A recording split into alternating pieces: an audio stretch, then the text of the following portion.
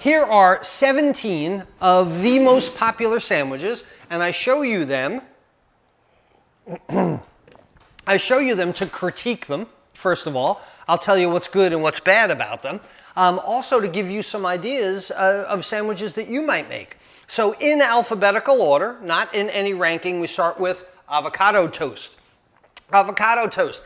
I would use a heartier piece of bread, certainly not on white bread. I might use a more flavorful bread, a brioche or some kind of sweet roll. But basically, it's sliced avocado.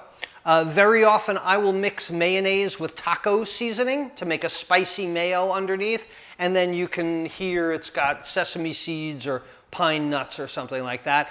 You want to make this interesting for breakfast. A toasted piece of hearty bread, sliced avocado, spicy mayo, put a fried egg on top of it. Great breakfast. Our BLT, there's your basic bacon, lettuce, and tomato sandwich. But do you see the way it's stacked? This is what I'm talking about with appearance and height of it. Also, you see how it's cut? I can see the green lettuce, I can see the red tomatoes, I can see the bacon, I can even see the mayonnaise there. That is a great presentation of that sandwich. Versus, how about a BLT wrap?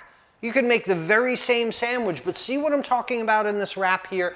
It's consistent throughout. So I know it's staged for a photograph, but it's not like the tomatoes are all the way on one side and the bacon is all the way on the other side. This, when it was laid out in a tortilla, was nicely assembled and rolled. So the assembly has a lot to do with the presentation as well. A banh mi sandwich.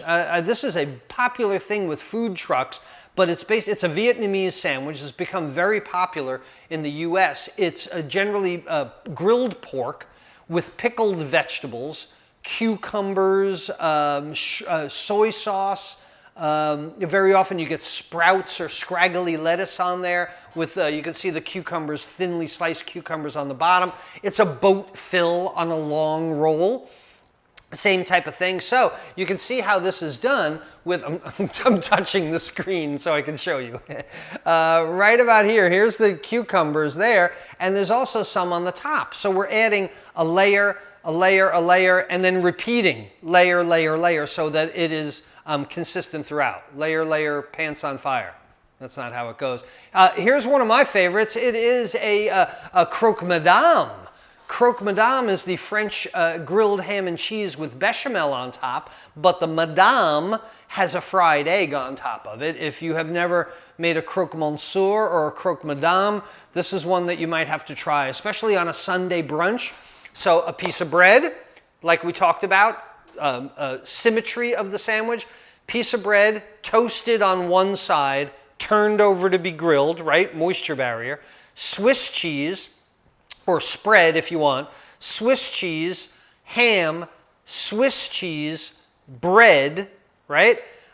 Grilled bechamel sauce on top and then broiled with an egg. That's a Cro Madame. The Cro Monsour, and you can see this nice plate presentation here, shingled on each other like that. The Cro Monsour does not get the egg, but you can see that broily bechamel sauce on there. So it's basically a grilled ham and cheese with bechamel on top. It's too good.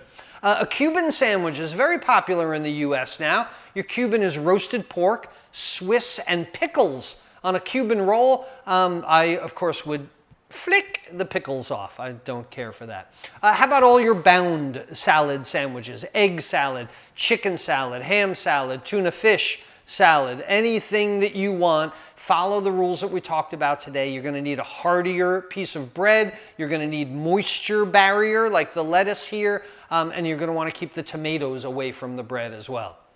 Another popular sandwich, there's a chicken salad sandwich on croissant. Croissant is a good bread that doesn't soak up a lot of moisture. There is a tuna salad with celery on a harder roll again. And the one thing I don't like, look at that big thick slice of tomato. See, to me this is a don't. You've got tuna salad here, or chicken salad, whichever it is. It's a soft item with mayonnaise, and then you put this thick tomato in there, so your teeth go right through the bound salad, and then you kind of have to work your way through the tomato. That to me is a fail, if I were grading that. How about a French dip? slow cooked roast beef, cheese, and onions, and again, a boat fill. So here's an example. And you can see here that the roll is dry. There's no spread on here, but it looks like we've done the beef in a boat and the cheese in the middle. That's okay with me. It's not a Philly cheesesteak, okay? It's a French dip. When we get to Philly cheesesteak, that's gonna be a different story. Here's your basic grilled cheese. It is the #1 sandwich in most of the polls that I've seen, and there's so many ways that you can do this. Just in the variety of cheeses that you can use, it's dramatic. But then you can fill it with tomatoes, with bacon, with anything. Or you could consider an open face grilled cheese sandwich. One of the very first things I made as a kid, toasted white bread, slice of tomato, piece of American cheese under the broiler. Open face grilled tomato and cheese. One of the first things that I made. How about a lobster roll, shrimp roll, crab roll, any kind of seafood roll on a buttered hot dog bun or a boat bun. Any of your bound salads, very popular as well. A meatball sub, any kind of meatballs. They don't even have to be meat-based meatballs.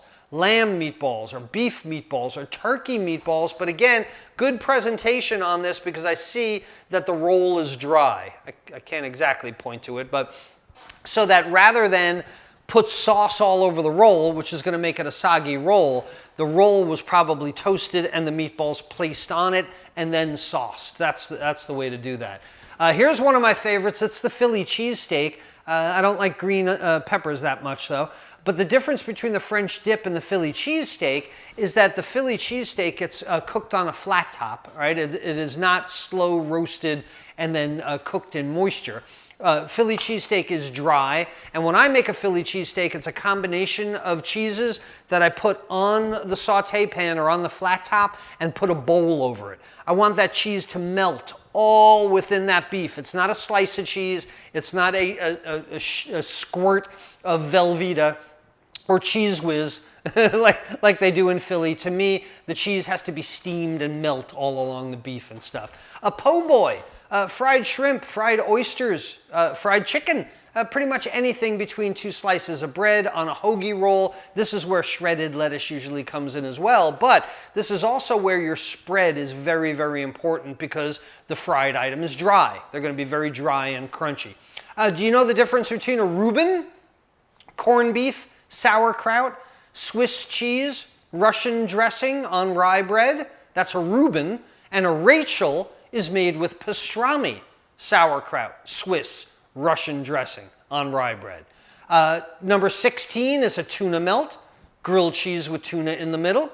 And lastly, turkey club, one of my favorites as well. A 3-decker turkey bacon lettuce sandwich. Notice the bias slice on this one, in quarters, stuck with a Q-tip and put up on its end so that you can see the presentation.